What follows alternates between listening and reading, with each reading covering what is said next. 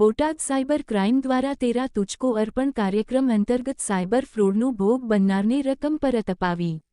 વિદ્યાર્થીને education website પરની લોભામણી જાહેરાત, ઓનલાઇન ખરીદી, લોન લોટરી ફ્રોડ, આર્મીના નામે સામાન વેચવા ફ્રોડ સામે જાગૃત રહેવા તાકીદ કરવામાં આવી. જુલાઈ મહિનામાં બોટાદ જિલ્લાના 62 વ્યક્તિઓ ઓનલાઇન છેતરપિંડીનો ભોગ બન્યા હતા. તે પૈકી 35% જેવી રકમ પરત અપાવવામાં સફળતા મળી.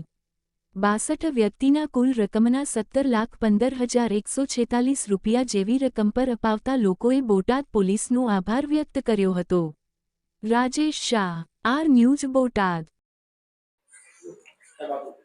અત્રેના Botad cyber crime police station ખાતેથી મહેરબાન પોલીસ મહાનિરીક્ષક ભાવનગર વિભાગ શ્રી ગૌતમ પરમાર સાહેબ તથા બોટાદ જિલ્લા પોલીસ અધિક્ષક શ્રી કે એમ બલુલિયા સાહેબ તથા બોટાદ નાયબ પોલીસ અધિક્ષક શ્રી મહર્ષિ રાવલ સાહેબની સૂચના અને માર્ગદર્શન મુજબ દર મહિને જે નાણાકીય ફ્રોડ થતા હોય છે લોકો જોડે, સાયબર ફ્રોડ, જેમાં એ લોકોની રકમ સાયબર ફ્રોડમાં જતી હોય છે, તે પરત અપાવવાનું કામ અત્રેના Botad cyber crime police station દ્વારા થતું હોય છે.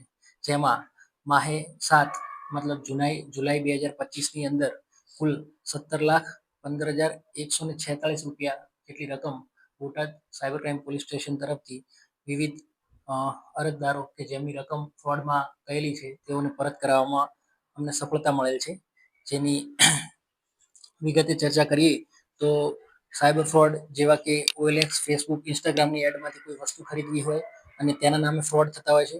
ઘણી વખત loan lottery fraud, job fraud, ATM fraud, shopping fraud, આર્મીના નામે સામાન વેચવાના ફ્રોડ, આવી બહુ બધી એમોથી અરજદારો જોડે ફ્રોડ થતા હોય છે.